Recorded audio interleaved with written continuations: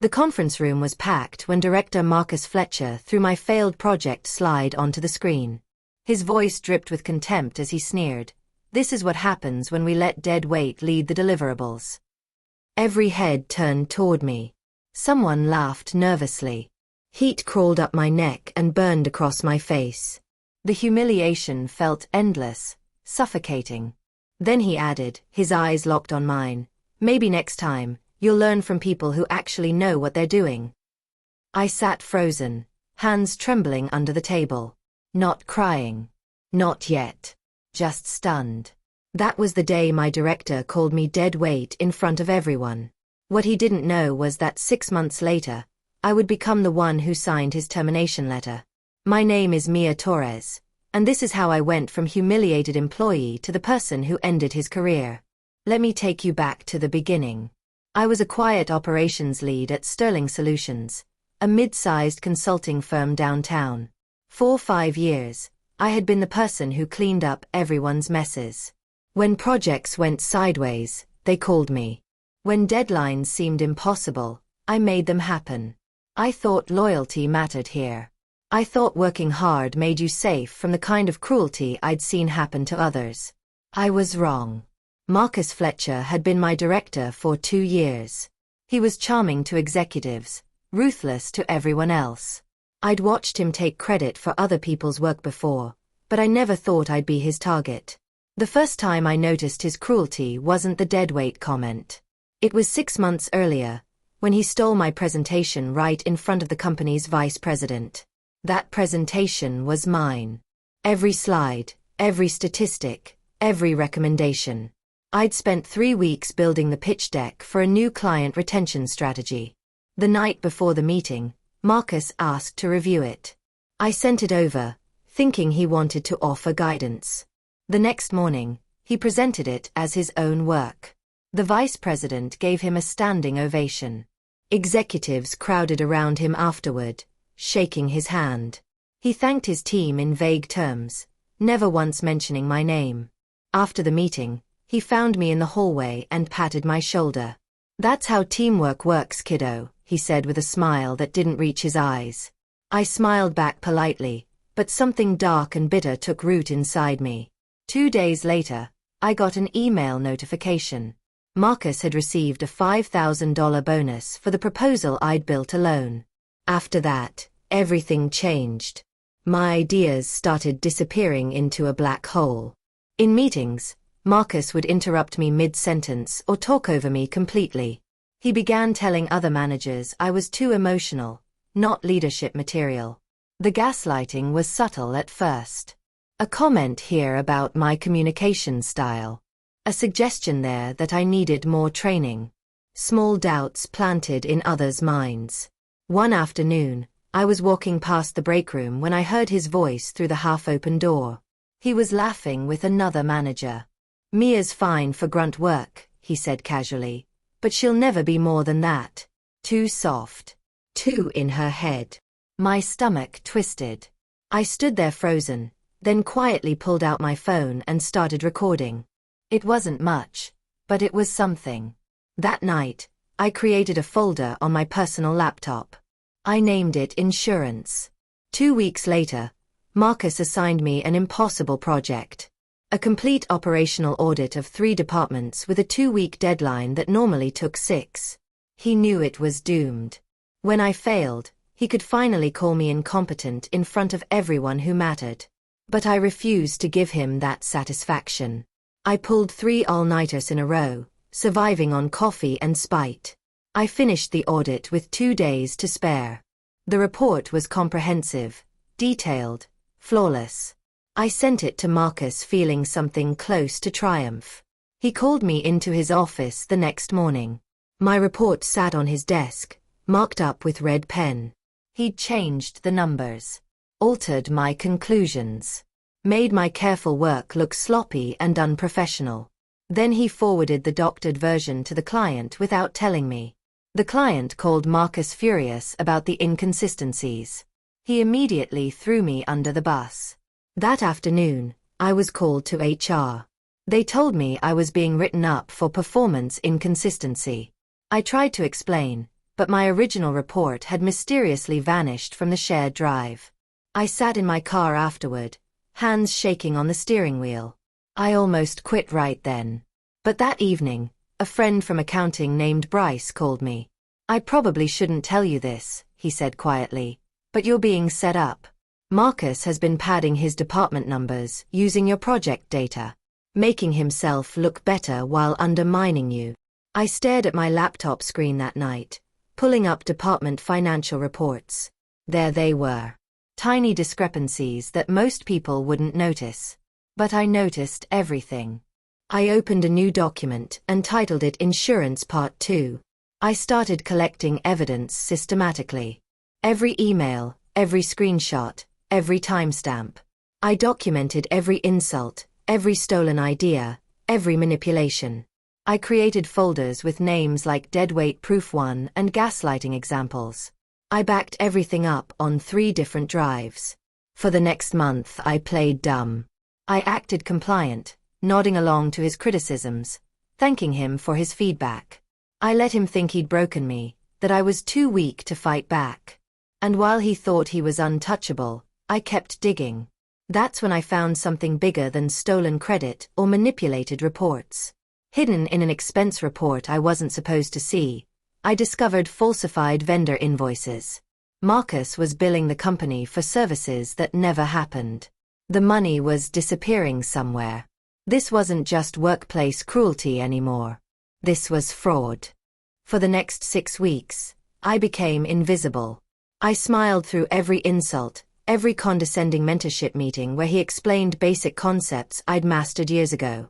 But behind the scenes, I was compiling a meticulous timeline. Every fraudulent invoice, every stolen idea, every lie he'd told about me or anyone else. I cross-referenced dates, matched email timestamps, built an undeniable pattern. One morning, a senior executive named Victoria Brennan complimented one of my process improvement reports in front of the team. Before I could respond, Marcus interrupted smoothly. "Thank you, Victoria. The team worked really hard on that strategy." He didn't say my team, just the team. Victoria smiled at him, not me. I said absolutely nothing, just smiled and nodded, and pressed record on my phone, which sat face down on the table beside my notebook. Everything changed on a Tuesday in late March. Marcus was presenting budget projections to the leadership team, his laptop connected to the conference room screen. He got cocky, distracted by his own performance. When he switched windows to pull up a chart, he accidentally left his email open for 3 full seconds. That was all I needed. There on the screen was a confidential thread discussing bonus payouts tied to fake performance metrics. I took a photo with my phone before he realized his mistake. My heart pounded as I watched him click away, completely unaware of what I'd just captured. 2 days later, I received an email from corporate headquarters.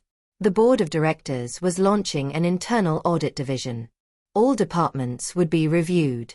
They were looking for an assistant to help coordinate the process. I applied that same hour. 3 weeks later, I got the job. Assistant to the board of directors, reporting directly to the audit committee. The position came with a new office, a new salary, and access to files I'd never seen before. Marcus congratulated me through a smile so tight it looked painful. "Moving up in the world," he said with fake enthusiasm. "Just don't forget where you came from." Then he laughed and added, "You'll probably spend most of your time fetching coffee for the real decision makers." I smiled sweetly. "I'm sure I'll learn a lot," I said. What he didn't know was that my first assignment was already decided. The board wanted a full audit of his department's financial compliance. Every invoice, every expense report, every budget projection. I would be the one reviewing everything. Marcus didn't realize it yet, but I'd just become one of the real decision makers.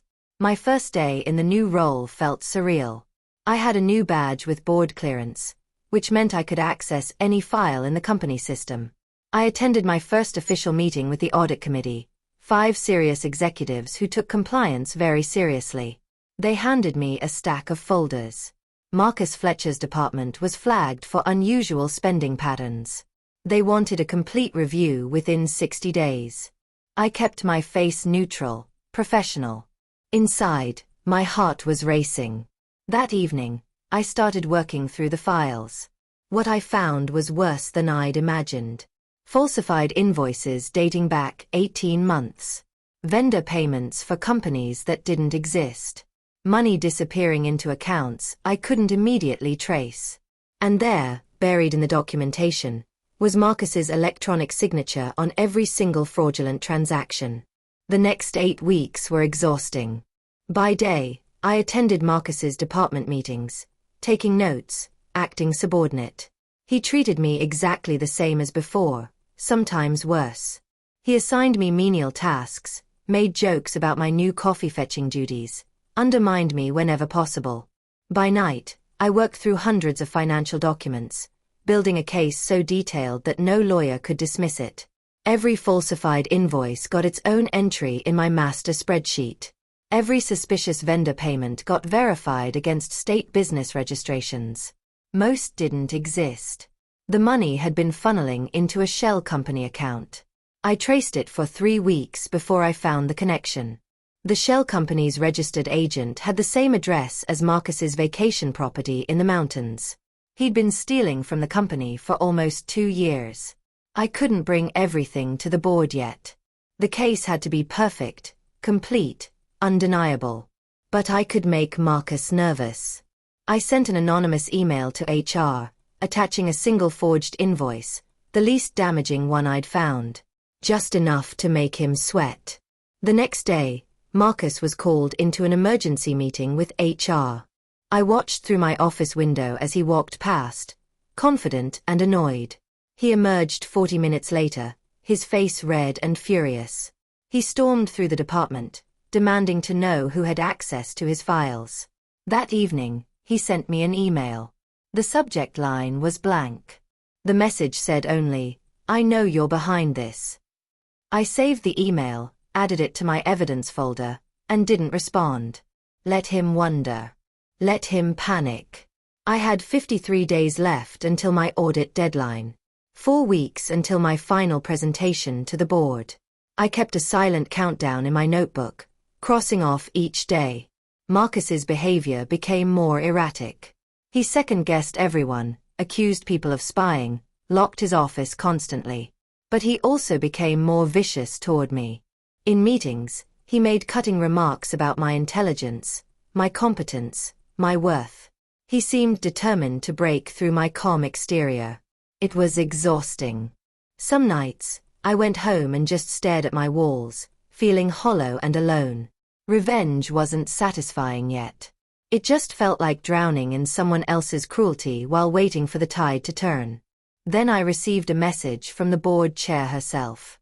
Final audit presentations scheduled for June 15th. Please ensure all documentation is comprehensive and verified. The timer began its final countdown. Marcus must have sensed something shifting because he doubled down on humiliating me. In a department meeting, he called my analysis sophomoric in front of 15 people. At a company luncheon, he introduced me as his assistant who was still learning the ropes. Every interaction felt designed to push me toward quitting or breaking down publicly. But I just smiled and took notes. Then something unexpected happened. Kyle, one of Marcus's team leads, approached me quietly after a meeting. "I probably shouldn't tell you this," he whispered, "but Marcus has been deleting files from the shared drives. Anything older than 6 months is disappearing." I felt a cold shock of panic, then remembered something. I'd already downloaded and backed up everything weeks ago. Every deleted file existed in 3 separate locations, completely outside his reach. He was destroying evidence that I no longer needed him to preserve. 2 weeks before my presentation, something else landed in my lap. Bryce from accounting sent me a message. "Check your secure folder. You need to see this." Someone in IT, whose name I still don't know, had pulled security footage from various office cameras. The file Bryce sent showed Marcus in his office berating a junior analyst named Trevor. The footage had audio. Marcus's voice was vicious, relentless, cruel. Trevor was crying by the end, shaking and apologizing for mistakes he hadn't made. The video was dated 3 weeks earlier. I watched it twice, feeling sick. Then I made a decision. I sent the video anonymously to the company's private internal message board, where department heads and senior staff communicated. I didn't add commentary, just uploaded the file with a timestamp. By the next morning, it had been viewed 247 times. The fallout was immediate. The video spread through Sterling Solutions like wildfire. HR scrambled to control the damage. Marcus immediately claimed the video was doctored, taken out of context, part of a coordinated attack against him. But his voice in that footage was unmistakable. His words, his tone, his cruelty. It was all there. People who'd suffered under him for years finally felt permission to speak up. Within 48 hours, 3 formal complaints landed on HR's desk. Then Marcus made his biggest mistake. He sent a company-wide email accusing me by name of orchestrating a campaign against him. He called me vindictive, manipulative, and incompetent. He said I was trying to destroy his career out of jealousy and spite. I saved every word. That email became Exhibit 37 in my final audit report. And it proved something important. Marcus was panicking. People who are innocent don't panic like that. June 15th arrived. The boardroom was intimidating, all dark wood and serious faces. 5 board members sat along one side of the massive table. HR Director Patricia Hammond sat at the end. Marcus walked in wearing his most expensive suit, his smile confident and practiced. He thought his charm would save him. He'd survived scandals before by being likable, by making executives laugh, by positioning himself as indispensable. Then he saw me sitting across from him, my new board badge clipped to my jacket. His smile faltered just slightly. The board chair, Eleanor Vance, opened the meeting with formal language about audit procedures and compliance reviews. Then she turned to me. "Mia, please walk us through your findings." I opened my folder. 53 pages of documentation. Every fraudulent invoice, every shell company transaction, every piece of evidence I'd gathered over 4 months. And I began to speak. I presented everything methodically. Dates, amounts, documentation. I showed the fake vendor invoices first, explaining how the billing addresses didn't match real businesses.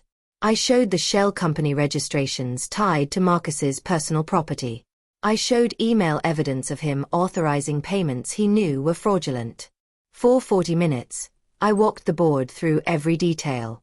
Marcus tried to interrupt 3 times. Each time, Eleanor held up her hand for silence. When I finished, the room was completely quiet. Finally, Marcus spoke. His voice was strained, defensive. "This is a massive misunderstanding. These were approved through proper channels.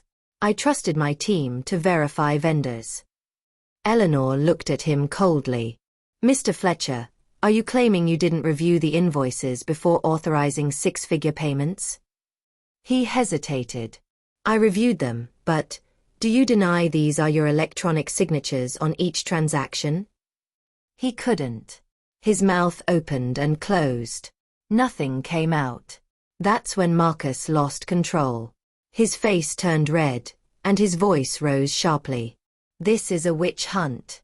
She's been gunning for me since I gave her honest feedback about her performance." He pointed at me across the table. "Mia is vindictive. She's twisting legitimate business expenses into some conspiracy because she couldn't handle criticism." Eleanor's expression didn't change. "Mr. Fletcher, please step outside. We'll call you back shortly." He started to argue, then seemed to realize how badly he was making things worse. He left, slamming the door behind him. As soon as he was gone, Patricia from HR cleared her throat. "I should note that we've received multiple formal complaints about Mr. Fletcher's management conduct over the past month. 4 employees have come forward with documented harassment claims."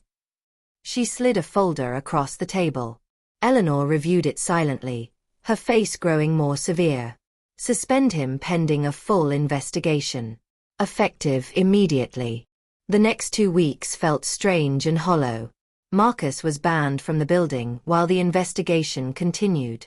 He bombarded my work email with messages that shifted wildly in tone. First came apologies, claiming he'd made mistakes but deserved another chance. Then came accusations, calling me a backstabber who destroyed an innocent man's career. Then came silence. The office felt lighter without him. People smiled more. Conversations happened without the constant fear of his judgment. Trevor, the young analyst from the security video, stopped by my office one afternoon. "Thank you," he said quietly. "I thought I was the problem. I thought I was just too sensitive." I told him he deserved better. We all did. On June 29th, Eleanor Vance sent me a message. Investigation complete. Termination finalized. Please prepare the exit documentation. You'll deliver it tomorrow at 10 a.m. The boardroom felt different this time. Smaller somehow. Marcus sat alone at the table, no confident smile, no expensive suit. Just a rumpled shirt and exhaustion. His lawyer sat beside him, stone-faced. I took my seat across from them, next to Patricia and Eleanor. This time, I wasn't the assistant. I was the company representative authorized to execute terminations. Eleanor spoke first, outlining the investigation findings. Fraud. Harassment. Misappropriation of company resources. Every charge documented and verified. Then she looked at me. "Ms. Torres, please present the termination agreement." I slid the document across the table toward Marcus. Official company letterhead. Legal language. And there at the bottom, above the signature line, was my name. Operations Director, Mia Torres. His face went pale when he saw it. "You'll need to sign at the bottom," I said quietly. My voice was steady, professional, completely calm. Marcus stared at the paper for a long moment. Then he looked up at me, something desperate in his eyes. "You don't understand. This company is my life. I've given them 12 years. You're destroying everything I've built." I held his gaze. "You should have treated people like they mattered," I said simply. His lawyer leaned over and whispered something urgent. Marcus's hand shook as he picked up the pen. He signed his name in jerky, angry strokes. Then he stood abruptly, knocking his chair backward. "You'll regret this," he said, his voice breaking. "You've made a powerful enemy." Eleanor pressed a button on the phone. 2 security officers entered immediately. "Mr. Fletcher, please collect your personal items and exit the building. You're no longer authorized on company property." They escorted him out.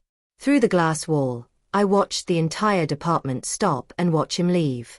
His head down, his career finished. 3 weeks later, the company announced organizational changes. Marcus's director position was being filled permanently. They offered it to me. I stood in my new office, the same space where Marcus had once humiliated staff and stolen credit. Everything had been cleared out and repainted. I brought in different furniture, plants, photos of people I loved. I made it mine. People who'd once avoided me started seeking my guidance. Kyle asked for career advice. Bryce wanted to collaborate on a financial transparency project. Trevor asked if I'd mentor him. The intern Marcus had openly mocked, a brilliant young woman named Alexis, became my executive assistant. She was sharp, hungry, determined to prove herself. I saw myself in her. Every day, I passed Marcus's old parking spot. Someone else parked there now. His name was removed from the building directory. It was as if he'd never existed here at all. 6 months after that horrible staff meeting, I stood outside the conference room where Marcus had called me dead weight. The memory still stung sometimes, but differently now. It didn't feel like shame anymore. It felt like fuel. I walked inside, and the room fell silent. My team looked up, waiting. I thought about Marcus's words. Dead weight. Someone to be mocked and dismissed and destroyed. I thought about the scared woman I'd been that day, shaking and stunned and humiliated. Then I looked at my reflection in the glass wall. Operations Director.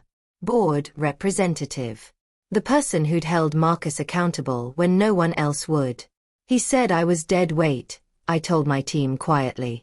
Turns out, I was the backbone. Someone started clapping. Then everyone joined in.